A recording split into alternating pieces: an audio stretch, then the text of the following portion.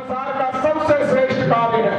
आपका मन यहीं पर हो तन के साथ। जितने मन से आप यज्ञ करेंगे, जितनी श्रद्धा के साथ आप यज्ञ करेंगे, उतना यज्ञ आपका पूर्ण होगा, उतना सफल होगा। इसलिए भाई गौरव जी ने और उनकी धर्मपत्नी रचना जी, जो आर्य वीरांगना दल की संचालिका है, दोनों ने स्वस्ति मंत्रों का पाठ करेंगे। आप सभी आंखें बंद कर लें और आप इन मंत्रों को मेरे साथ बोले। वेद सब शब्द विद्याओं का पुस्तक है, वेद का पढ़ना पढ़ाना और सुनना सुनाना सब आर्यों का परम धर्म है। परम धर्म को आप सुनेंगे। वेद ने क्या कहा है, सुनना सुनाना भी परम धर्म है। आइए परम धर्म को हम मौके को कमाए नहीं, इस परम धर्म को अपनाए। आसम स्वस्ति वाचन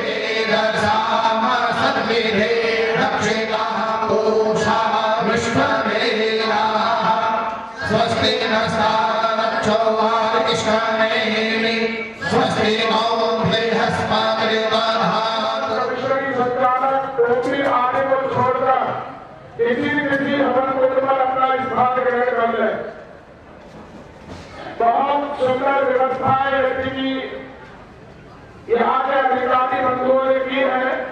जो सोफे पर बात करते, यज्ञ पर बात नहीं करते। यज्ञ में बोलने के लिए मना किया है। हमें मानवीय भाषा का प्रयोग नहीं करना है यज्ञ में। जो सोफे पर विराजमान है, वो भी किसी हवन कुंड पर अपना स्थान ग्रहण कर ले।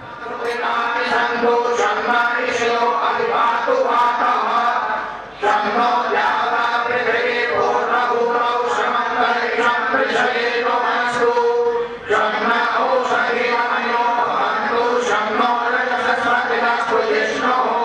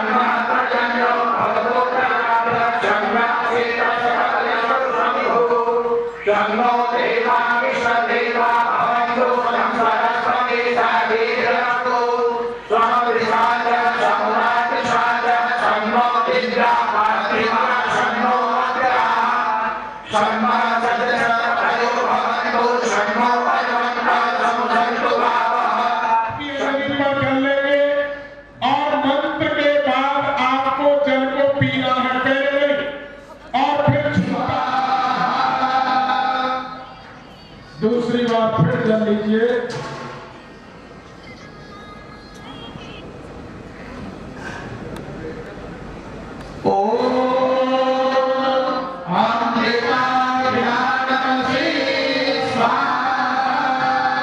पी जाइए। तीसरी बार फिर जल लीजिए। बहुत सुंदर वातावरण है।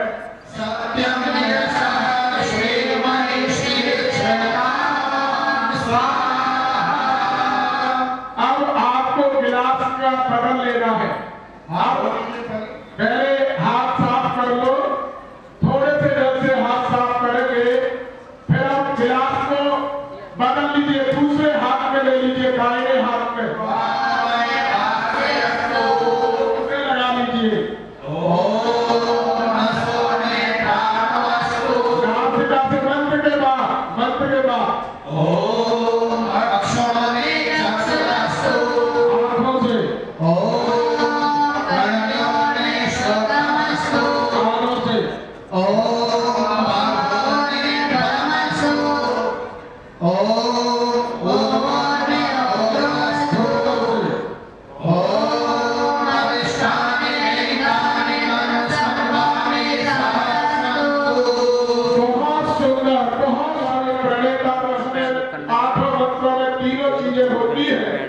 आइए इनका श्रवण करते हैं और जिनको याद है वो साथ बोलेंगे।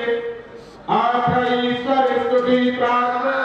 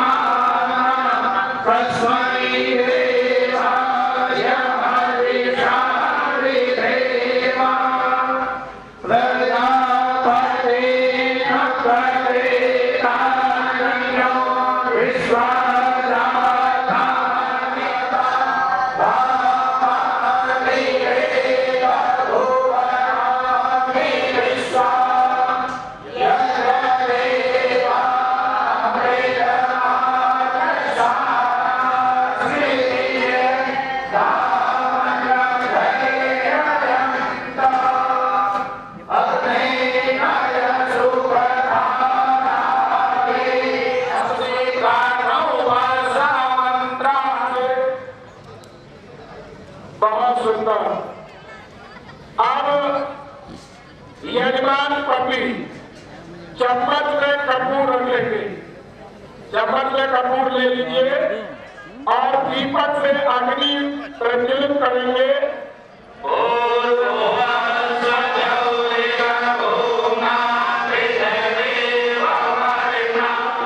बहुत अच्छे, ये दो मंत्र होना आता। एक दीपक जलाने का आपको रोज ये करना है, इसका प्रशिक्षण रहेगा। अब तीसरा मंत्र से रंगी सभा है। थोड़ा सा घृत डाल करके अग्नि को बढ़ाओ, थोड़ा घी डालो, एक बूंद घिटा भी डालना है, डालिए थोड़ा थोड़ा और छोटी छोटी सभ्यताएं और लगा लीजिए। बहुत सुंदर व्यवस्था आप सब लोगों की।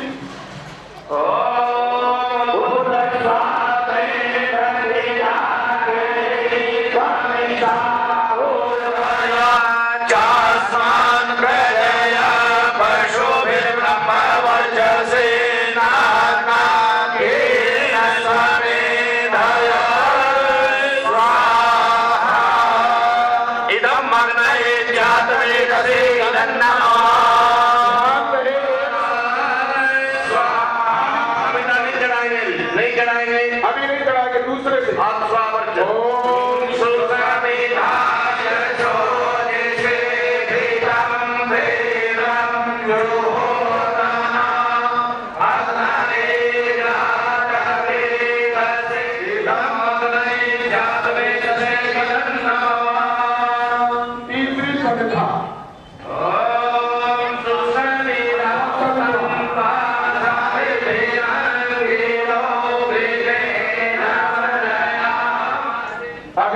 थोड़ी ठीक नहीं हुई है वो कर ले। बहुत सारे अवसर बहुत अच्छे चल रहे हैं। कपूर लेकर के जाओ, संविधान लगाओ, संविधान चयन कर दीजिए जो आपके पास है, चौखटे के आधार से लगा दो। अब पंचगत आहुति करनी है। क्या करना है? तीसरी प्रक्रिया है। पहली आचमन हुई, दूसरी अंगस्पात, तीसरी स्तुति, फिर अग्निधान में 3 मंत्र, फिर सविता नाम। अब है पंचगत आहुति।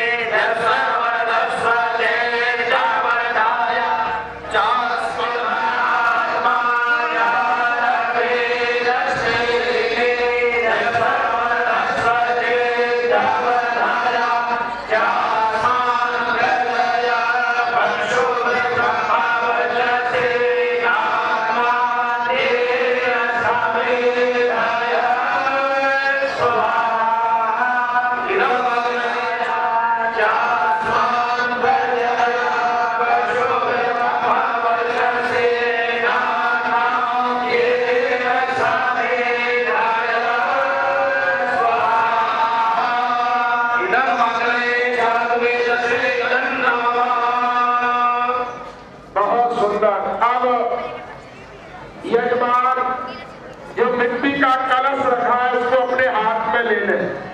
मिट्टी का कलश और हवन कुंड के बाहर, हवन कुंड में नहीं, हवन कुंड के बाहर अपने सामने वाली दिशा में, इधर देखो, इधर वाली दिशा में मंच से और उधर मंत्र के बाद जल को छिड़कना है। थोड़ा सा 4-6 बूंद पानी डालना है, यहां से लेकर ऐसे आगे को। मंत्र के बाद ओम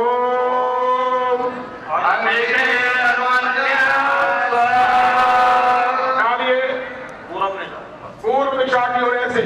अब अपनी साइड में मेरी तरफ से यानी मंत्र से और ऐसे आगे की तरफ चलिए। अब हमारे सामने की दिशा परली साइड में अपनी ओर से आगे की ओर बढ़ा करके उत्तर भाग में ओम सरस्वती आप दीपक से दीपक तक चारों ओर, दीपक से प्रारंभ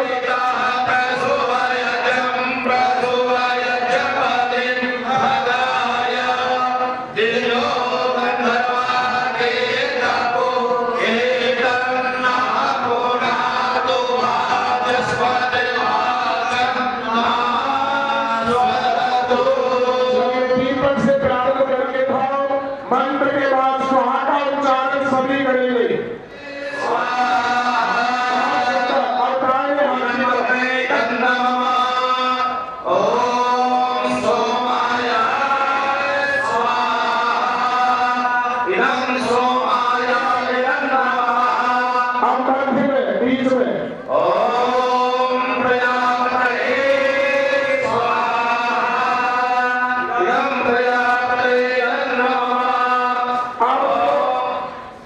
ओम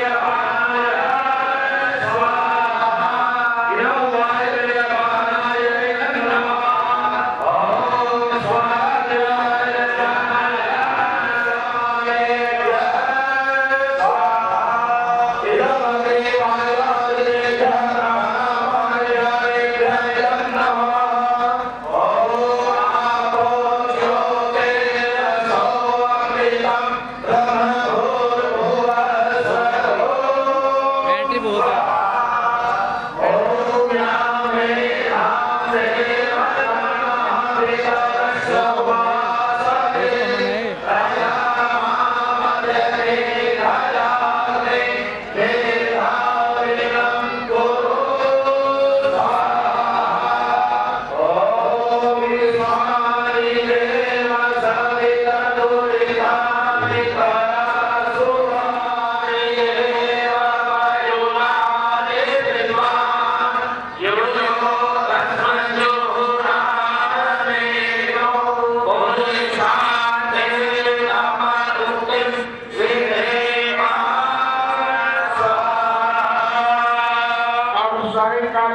इससे पहले सूचना आज भी कल पश्चिम उत्तर प्रदेश के प्रांत प्रचारक संदीप जी बैठे मंच पर आकर के अपनी यज्ञ प्रार्थना की तैयारी करें। आदरणीय संदीप जी बैठे सायंकालीन आहुति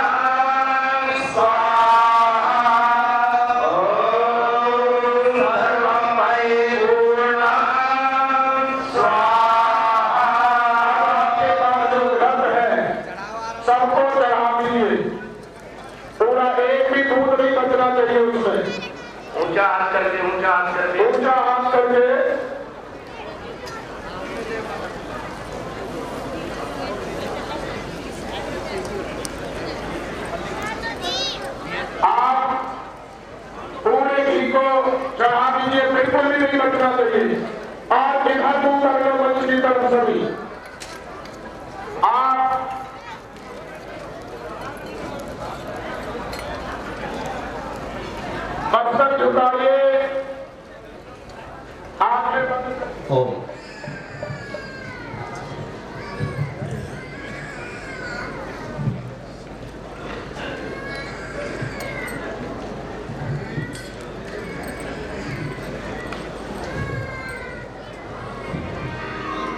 किसी प्रकार की कोई हलचल नहीं। इस समय जो सज्जन यजुवेदी के बीच में घूम रहे हैं उनसे भी मेरा निवेदन है कि वो भी अपना स्थान ग्रहण करें।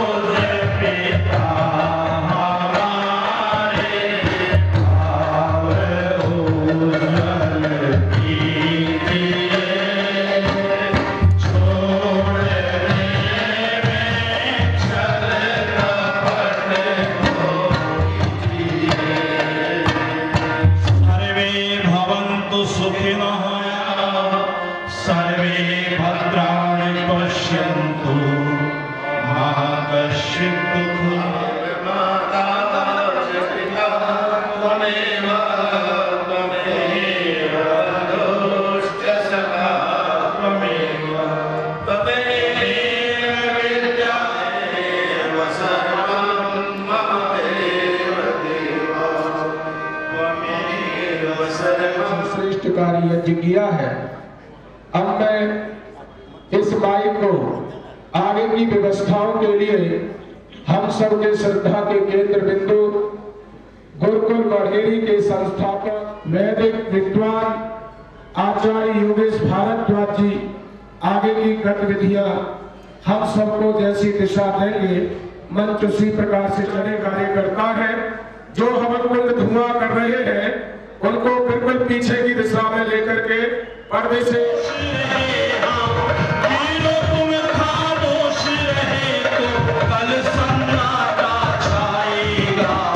आग लगेगी जब बस्ती में, याद दया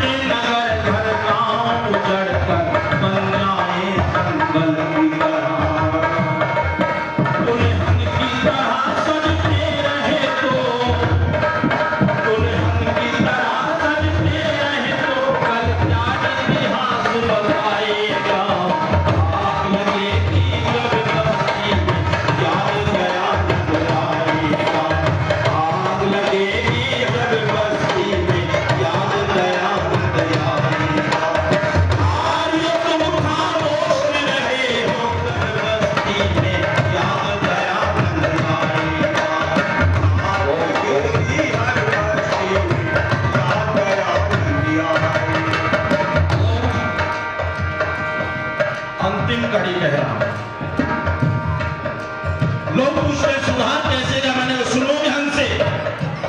ये दुनिया समस्या, भारत क्या पूरे ही विश्व के बचने का बस राज है आज। वैदिक सभ्यता संस्कृति का बिगुल बजाते आर्य समाज।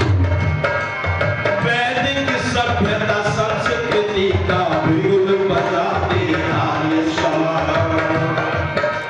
राज समझ में तो का कर्मठ, राज समझ में तो का कर्मठ, जन जन ही सुख पाएगा।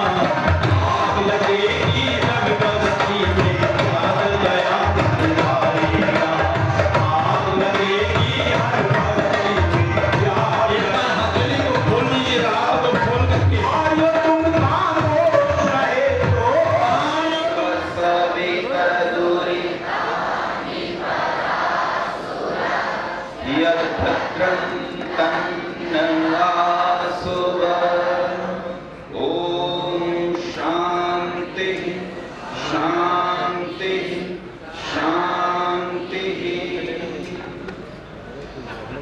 नमस्ते सतेते जगत कारणाय, नमस्ते चिते सर्वलोकाश्रयाय। नमो द्वैत तत्त्वाय मुक्तिप्रदाय, नमो ब्रह्मणे व्यापिने शाश्वताय। त्वमेकं शरण्यं त्वमेकं वरेण्यं, त्वमेकं जगत्पालकं स्वप्रकाशम्। त्वमेकं जगत्कर्तृपात्री प्रहर्त्री, त्वमेकं परं निश्चलं निर्विकल्पम्। भयानां भयं भीषणं भीषणानां, गतिः प्राणिनां पावनं पावनानां। महोच्चैपदानां नियन्त्री त्वमेकं, परेषां परं रक्षणं रक्षणानां। वयं त्वां स्मरामो वयं त्वां भजामो, वयं त्वां जगत्साक्षिरूपं नमामः। सदेकं निधानं निरालम्बमीशं, भवाम्बोधिपोतं शरण्यं व्रजामः। भवाम्बोधिपोतं शरण्यं व्रजामः। उच्चारण करेंगे।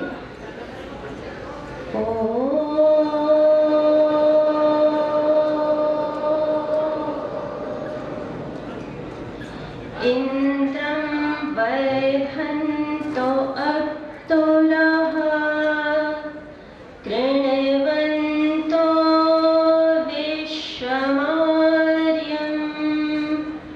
अपघ्नन्तो अराव्नः, अपघ्नन्तो अराव्नः।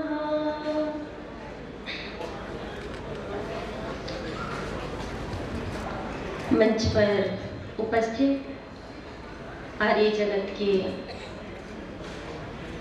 बहुत ही उच्च कोटि के आध्यात्मिक संत, हम सभी के लिए श्रद्धा व सम्मान के पात्र आदरणीय आचार्य सत्यजीत मुनि जी, मंच पर उपस्थित देश प्रेमी, सत्संग प्रेमी, ऋषि प्रेमी सज्जन, आइए आज हम जिस विषय को लेकर यहाँ उपस्थित हुए हैं, जिस धारणा को मन में बना करके इस कार्यक्रम का आयोजन किया गया, जिस गति को ये कार्यक्रम दे रहा है, महर्षि देव दयानंद की 200वीं जयंती पर ये कार्यक्रम चल रहा है। मेरा भद्र पुरुषों आपसे एक प्रश्न है, यहाँ बैठी जो मातृशक्ति है आपसे भी एक प्रश्न है, क्या ऋषि दयानंद की 220 जयंती पर जय बोल लेने से या फिर इस प्रकार के यज्ञ कर लेने से क्या मात्र हम परिपालन कर लेंगे? आपको ऐसा लगता है? नहीं। हमें ऋषिदेव दयानंद के असंख्य उपकारों को स्मरण करना चाहिए और सबसे पहले उस वाक्य को स्मरण करना चाहिए जब वो आर्य समाज के नियमों को लिखते हुए छठे नियम पर आते हैं और कहते हैं कि इस समाज का मुख्य उद्देश्य क्या है? शारीरिक, आत्मिक और सामाजिक उन्नति। सबसे पहले हमें अपने जीवन में शारीरिक उन्नति करनी चाहिए, आत्मिक उन्नति करनी चाहिए, ध्यान साधना से, यज्ञ इत्यादि कार्यों से खुद के जीवन को तपाना चाहिए और तब जाकर के सामाजिक उन्नति करना चाहिए। बहुत सारे लोग जो यहाँ बैठे नहीं गए लेकिन वहां के लोग तक ऋषि दयानंद सरस्वती जी के प्रति समर्पित होते थे। आपके यहाँ एक बहुत बड़ी संस्था काम करती है जिसका नाम है रामकृष्ण मिशन। रामकृष्ण मिशन के जो महात्मा है, जब उनका जीवन चरित्र परम कृष्ण जी का लिखने के लिए एक व्यक्ति फ्रांस से संत रोला रोमा को बुलाया गया, उन्हें कहा गया आप हमारे महात्मा का जीवन चरित्र लिखिए। तो देखिए अपने देश चले जाते हैं, खर्चा रामकृष्ण मिशन संस्था उठा रही है, चरित्र चित्रण रामकृष्ण मिशन की संस्था का कर रहे हैं, लेकिन 2, 4, 10 नहीं, सबसे पहले 45 पृष्ठ ऋषिदेव दयानंद को समर्पित करते हैं और तब जाकर के आगे ऋषिदेव दयानंद का चरित्र लिखते हैं। अरे महर्षि देव दयानंद ने कहा कुल किन कार्यों को नहीं किया? आप देखेंगे अगर सत्यार्थ प्रकाश को पीछे से उठाएंगे तो जो चिंता उनके हृदय में उस समय थी वो चिंता हमारे हृदय में आज है। आज हम इतने छोटे हो गए हैं, हमने इतने देश, बहुत सारे लोग ये कहते हैं कि भीड़ राय को तय करती है। जिनके 56 देश है वो जो कहते हैं वो सही है और आप नहीं मानेंगे तो उनका तो एक ही फंडा है कि सर तन से जुदा, सर तन से जुदा। लेकिन ऐसा क्यों है? क्या हमारे पास शस्त्र बल नहीं है? हमारे पास आर्यवीर दल जैसी संस्था कार्य करी जिसमें हजारों नौजवान कार्य कर रहे हैं, आचार्य कार्य कर रहे हैं, भजनोपदेशक कार्य कर रहे हैं, हमारे देश में अनेक संस्थाएं कार्य कर रही हैं, लेकिन हम कम कहां पर पड़ गए? क्योंकि हमने अपने शास्त्रों को छोड़ दिया, हमने अपने शास्त्रों का अध्ययन नहीं किया, हमने तर्क हमारे पास नहीं है, हम संवाद करना नहीं जानते, कोई प्रश्न कर ले तो हम तुरंत खंडन पे उतर आते हैं, हम मंडन करना नहीं जानते, हमने ऋषि को पढ़ना छोड़ दिया, तब जाकर के हम पराजित हो गए। महर्षि देव दयानंद से बड़ा विचारक कौन होगा? जितने संत यहाँ पर आए महाभारत काल के 5000 वर्ष के बाद जितने संत यहाँ पर आए, अगर हम उनसे पूछे तो वे कहते वेद भी ईश्वरीय पुस्तक है। राजा राम मोहन राय जैसे समाज सुधारक भी उपनिषद पर आकर अटक गए, लेकिन महर्षि देव दयानंद सरस्वती एकमात्र ऐसे लेखक विचारक महाभारत काल के 5000 वर्ष के बाद आए जिन्होंने कहा वेद ही ईश्वरीय पुस्तक है, वेद को ही पढ़ना चाहिए। उनको बड़े बड़े लोगों ने कहा दयानंद क्यों ये खंडन मंडन करते हो, क्यों नहीं तुम ये लिखते हो कि सत्यार्थ प्रकाश का पढ़ना पढ़ाना हम सबका परम धर्म है। लेकिन उस वैज्ञानिक ऋषि को देखिए, दूरदर्शिता को देखिए, उन्होंने क्या लिखा? वेद सब सत्य विद्याओं का पुस्तक है, वेद का पढ़ना पढ़ाना हम सबका परम धर्म है।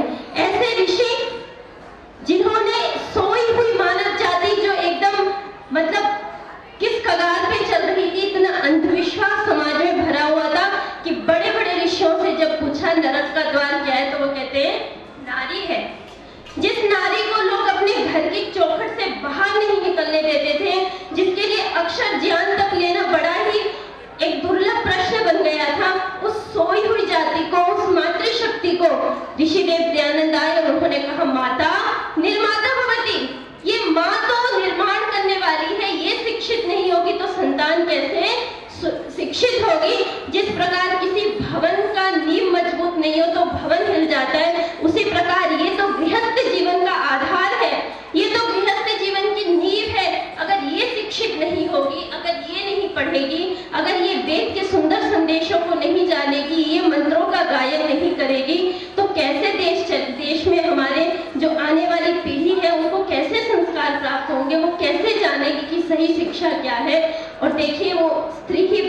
जरूरी था। आज अगर हमारे देश के राष्ट्र के सबसे बड़े पद पर अगर कोई महिला राष्ट्रपति है, अगर हम लोग यज्ञ की ब्रह्मा बनते हैं, यज्ञ करते हैं, अगर गुरुकुलों में हमारी आचार्य महिला के रूप में विद्याध्ययन बालिकाओं को करा रही है, तो इसका श्रेय मात्र ऋषिदेव दयानंद सरस्वती को जाता है, जिन्होंने इस प्रश्न को समझा और सोई हुई मानव जाति को जगाया। लोग कहते हैं भाषा के बारे में, ऋषिदेव दयानंद सरस्वती जी ने आज से बात दक्षिण से उत्तर, पूर्व से पश्चिम देखा और वो इस बात को समझे कि इनको आपस में समझने के लिए कोई भाषा ही नहीं है, कोई कम्युनिकेशन का इनके पास संबंध ही नहीं है। उन्होंने हिंदी को क्या है, राष्ट्रभाषा का दर्जा दिया। उन्होंने हिंदी भाषा को माथे की बिंदी बना करके सबके सामने प्रस्तुत किया। और ये देखिए, अपने सारे ग्रंथों को उन्होंने ऋषिदेव दयानंद सरस्वती जी कहते थे कि मेरी आंखें तो उस दिन के लिए तरस रही हैं जब संपूर्ण भारतवर्ष क्या है, एक ही भाषा में बात करेगा। और महर्षि दयानंद जी ने ये भाषा के लिए जो कार्य किया, इसका सबसे बड़ा उदाहरण जाता है जब अटल बिहारी वाजपेयी जी संयुक्त राष्ट्र संघ के मंच पे वैश्विक स्तर से हिंदी भाषा में जब बातें करते हैं, हिंदी भाषा में जब अपना भाषण प्रस्तुत करते हैं, तो पूरे विश्व को और पूरी दुनिया को एक संदेश जाता है कि हमारी राष्ट्रभाषा क्या है, हिंदी भाषा है। छोटी बहन भी हैं, इतनी छोटी हैं कि इतनी छोटी बहन को लोग पुत्री कहते हैं। तो उन्होंने आपको यहाँ बताया कि ऋषिवर दयानंद सरस्वती की वास्तविक लड़ाई क्या थी और उस वास्तविक लड़ाई को हमें कैसे अंजाम तक लेकर जाना है। लोग कहते हैं कुछ बचा नहीं है, सब कुछ नष्ट हो गया है, लेकिन वहीं विद्वान लोग कहते हैं कि सब कुछ नष्ट नहीं हुआ है, बीज तो बचा हुआ है, और बीज अगर बचा हो तो फसलें तैयार की जा सकती हैं। सच्चिदानंद हीरानंद वात्स्यायन अजय नाम के कवि हुए, उन्होंने कहा, उड़चल हारिल लिए हाथ में यही अकेला ओछा तिनका, उषा जाग उठी प्राची में कैसी बाट भरोसती जीवन की, ऊंचा ऊंचा ऊंचा ऊंचा बढ़ा चीरता चल दिगमंडल, अनथक पंखों की चोटों से नभ में एक मचा दे हलचल, नभ में एक मचा दे हलचल। जरूरी है कि हम उस हलचल को फिर से पैदा करें, जैसा आचार्य दीप्ति जी ने हमें मार्गदर्शन किया। आइए मैं कार्यक्रम की प्रमुख भूमिकाओं की ओर बढ़ चला हूं। इस बीच में हमारे बीच में सभी अतिथि उपस्थित हो गए हैं, इसलिए परिचय का जो एक क्रम था हम परिचय कल का आपको देता हूं। इस देश में जनसंख्या, एक बार शांत हो गए, सुनो, ये बालक जो बात कर रहे हैं, मेरा उनके आचार्यों से निवेदन है कि इनमें से जो बालक बात करे, आपको बताऊं, ये अपने घर से चलते हैं और जब अपने स्थान तक जाते हैं जहां योग कराते हैं, वहां तक रास्ते में पड़ने वाले रिक्शा वाले भी गजेंद्र राणा जी के नाम से डरते हैं कि मिल जाएंगे तो पकड़ के योग में ले जाएंगे, मिल जाएंगे तो यज्ञ में ले जाएंगे। लोगों ने उन गलियों से निकलना बंद कर दिया जहां से गजेंद्र राणा जी निकलते हैं। तो आइए हम आगे बढ़ते हैं। सबसे पहले वो स्मारक चिन्ह देकर, और आप भी चलिए, तीनों चलिए चादर के साथ। गौरव जी हमारे बीच में, गौरव जी जिला संचालक हैं आर्यवीर दल के, और ये सारा कार्यक्रम इन्हीं के कंधों पर बीत रहा है। करतल ध्वनि आगे नहीं बजा रहे हो, गर्मी आएगी भाई, जोर से करतल ध्वनि कर स्वागत करेंगे। देखो, उस मोहल्ले से आवाज नहीं है तालियों की, बिल्कुल बीमा ट्रांसफर पर झुके हुए हैं जाएंगे।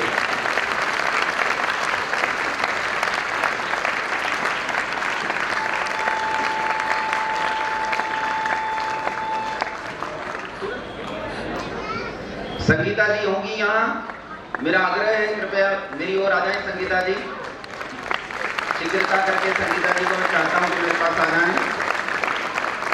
मैं गजेंद्र राणा जी से आग्रह करूंगा कि वो स्मारक चिन्ह देकर डॉक्टर उमाकांत जी का, हमारे गुरु जी हैं, उनका स्वागत करें। मैं बहन जी संगीता जी से आग्रह करूंगा कि वो स्मारक चिन्ह देकर आचार्य दीप्ति जी का सम्मान करेंगी। यहाँ से ले लीजिए बहन जी, यहाँ बच्चे खड़े हैं आपके सामने।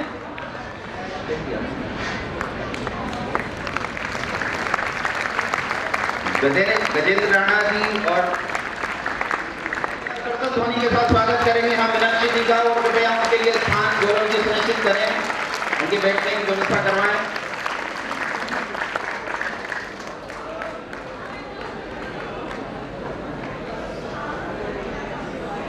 गौरव जी उन्हें में बिठा दीजिए बहन जी को।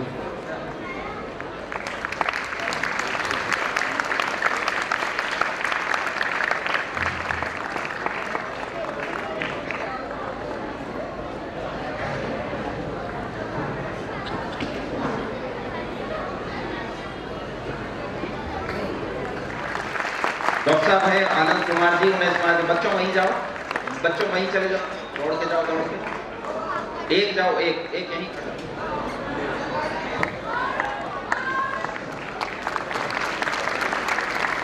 गजेंद्र जी से वहीं मैं प्रार्थना करूंगा कि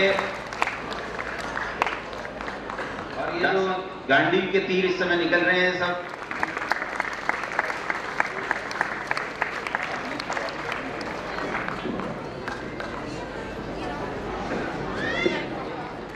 उनके ठीक आगे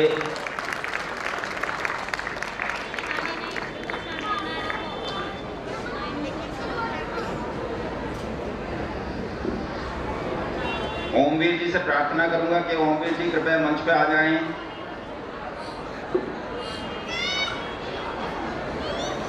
डॉक्टर हरि सिंह जी हैं यहाँ, गुरु जी डॉक्टर हरि सिंह जी से मेरा आग्रह है कि कृपया मंच पे आ जाएं। डॉक्टर हरि सिंह जी,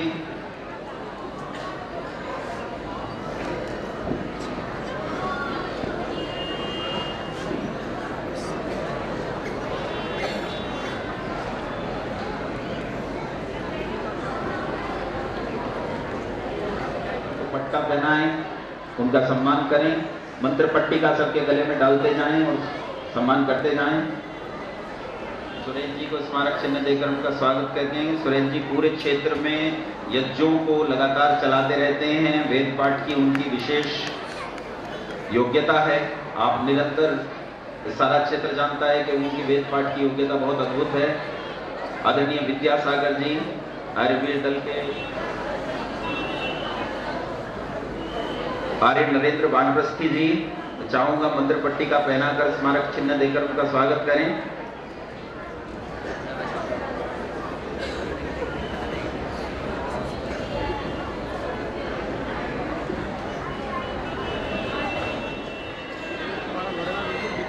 स्मारक चिन्ह देकर सम्मान करेंगे।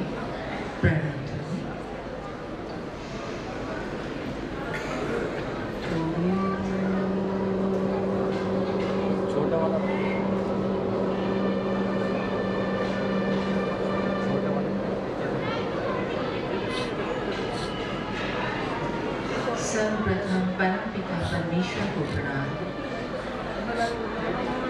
माता पिता को प्रणाम, गुरु को आचार्य को प्रणाम। आप सभी के माता पिता को मेरा प्रणाम, आप सभी के गुरु आचार्य को मेरा प्रणाम, आप सभी को नमस्ते। अब इसको छोड़ दीजिए, अब इसको कुछ मत दीजिए, बस आवाज को बढ़ाना है तो थोड़ा बढ़ाइए। अब इसको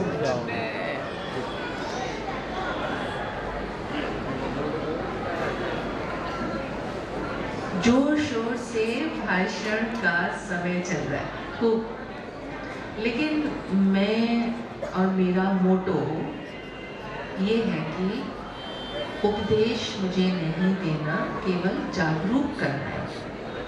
तो हम बातचीत करें, 10-15 मिनट के लिए हमारे पास समय है, तो हम बातचीत करेंगे। और बातचीत का विषय ये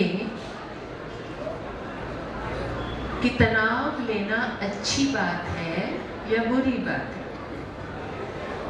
आप लोगों को भी उत्तर देना है। अच्छा, तनाव लेना अच्छी बात है? हाथ खड़ा कीजिए। किसी ने हाथ नहीं खड़ा किया, मतलब सब समझते हैं कि तनाव लेना बुरी बात है। तनाव लेना बुरी बात है? जो ये मानते हैं कि तनाव लेना बुरी बात है, वो हाथ खड़ा करें। अच्छा, कुछ लोग हैं जो दोनों भी हाथ नहीं खड़ा कर रहे हैं। तनाव लेना अच्छी बात, अच्छा दोनों ही है, अच्छी भी और बुरी भी। कुछ लोगों ने दोनों हाथ खड़े किए। तनाव लेना अच्छी बात है, इसको आप सब नकार रहे हैं। तनाव लेना बुरी बात है। तनाव लेना बुरी बात है, किस लिए? किस लिए? बोलो बोलो ना। स्वास्थ्य के लिए, शारीरिक स्वास्थ्य के लिए, मानसिक स्वास्थ्य के लिए। अच्छा, मानसिक स्वास्थ्य हमारा अच्छा रहेगा अगर हम तनाव कम लेंगे। लेकिन मैं अगर ये कहूँ कि तनाव लेना अच्छी बात है, तो आप कहेंगे ये क्या हमें पढ़ा रही है? तनाव लेना अच्छी बात है। अगर तनाव नहीं होगा तो हम टाइम से उठेंगे कैसे? अगर तनाव नहीं होगा तो हम परीक्षा की तैयारी करेंगे कैसे? अगर तनाव नहीं होगा तो हम अपने कामों के प्रति, अपनी जिम्मेदारियों के प्रति जागरूक कैसे होंगे? तो तनाव लेना तो बुरी बात नहीं हुई ना। हम किसी खेल में हैं, हम किसी प्रतियोगिता में हैं, तनाव नहीं लेंगे तो प्रैक्टिस प्रैक्टिस प्रैक्टिस करेंगे कैसे? तो तनाव लेना तो अच्छी बात हुई। तनाव लेना बुरी बात तब होती है जब वो हमारे ऊपर अधिकार कर लेता है, और तब जब हमें भय लगने लगता है उन कामों से जिनको करना जरूरी है। तो तनाव लेना तब बुरी बात होती है जब वो अपनी सीमा से अधिक निकल जाता है। लेकिन अगर हम ये कहें कि देखो तनाव मत लिया करो, तो क्या ऐसा हो सकता है?